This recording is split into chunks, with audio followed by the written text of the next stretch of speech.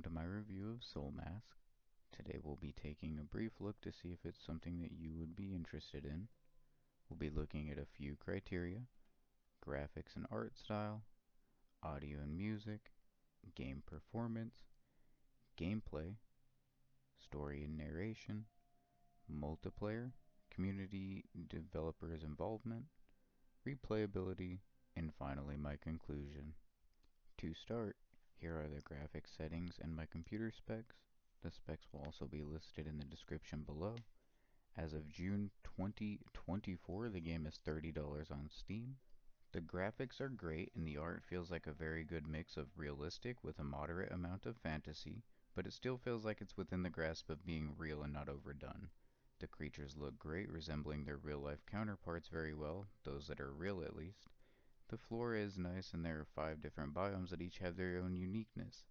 Each biome really gives you a sense of immersion. The background music is nice and subtle, and the audio cues for combat and detection are nice, but the detection one you will hear often on your travels and will probably become white noise. The audio for ambient noise is nice and not overbearing.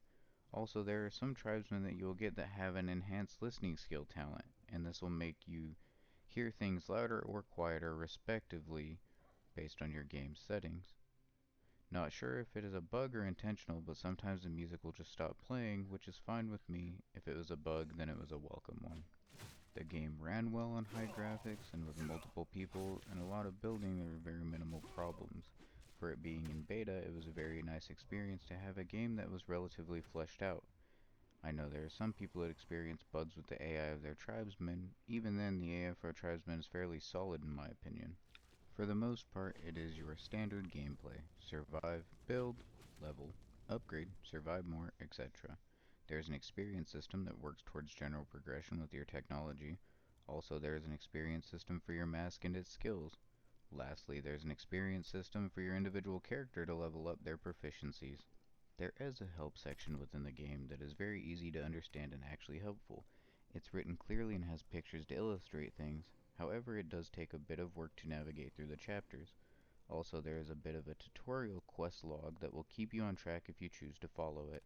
I would say that you should think of the game as if you are just the mask, and you pick and choose what character you want to play and when. The main character you make will never be as strong as a tribe member that you can get, but they will also never take a permanent dirt nap. Side note, there is discussion from the devs about how to change this because some people I guess don't like that the character they created basically becomes a useless spawn point during their playthrough. But for now, if you want to have an enjoyable time, you're going to have to tactfully acquire new friends.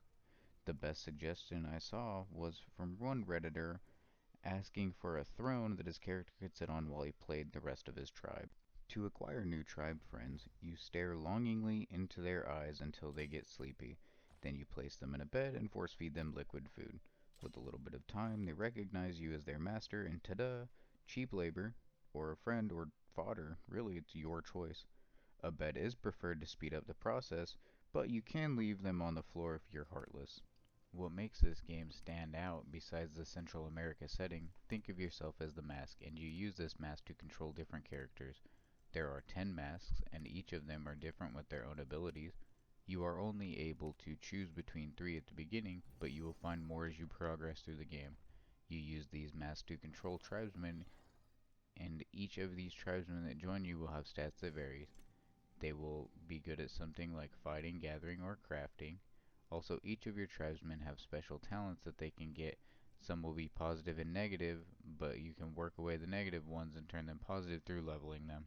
As you progress through the game, you will get access to better tribesmen, which is good because there is a tribe limit, though you may find it hard to reach this limit because tribesmen will permanently sleep if you mess up and roll late during a fight, or if you think gravity's only a theory and decide to force science it.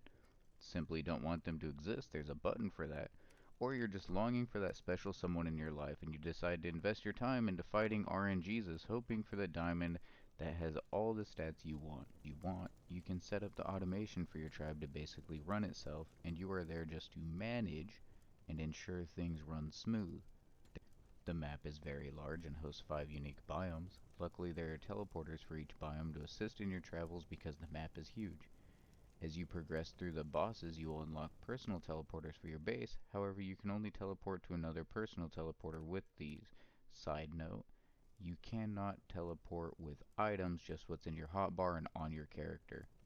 Each biome has their own bosses, resources, and tameable mounts for you and your tribe to capture.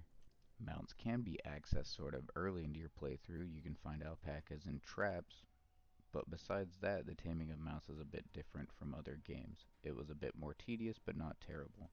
The fighting in this game feels pretty fluid. There is a learning curve, and parrying is a useful skill to learn.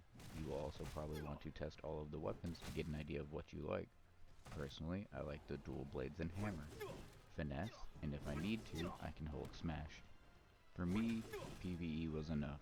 The animals as you progress through the game will present a good bit of danger and annoyance, as will the other humanoids that you encounter.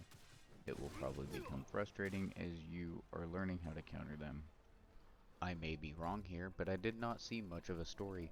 You start off with a cutscene where you escape being sacrificed and stumble upon this mask with powers. According to the Steam page, you are the last one blessed with the mysterious mask. From there you start your journey. There is a bit of a guide that will show up in the top left hand corner, sort of like quests. They just tell you what you need to do to progress through the game, sort of like a tutorial, while providing nothing in terms of narration. However, very beneficial for XP. For the multiplayer, I didn't visit official servers, mostly because that isn't my type of game anymore, but according to Discord and Reddit, the official servers are active. I did, however, play my own single player, and I could open that up to friends and play like I was hosting a live server, but it wasn't a live server I had to be on for anyone to be able to play.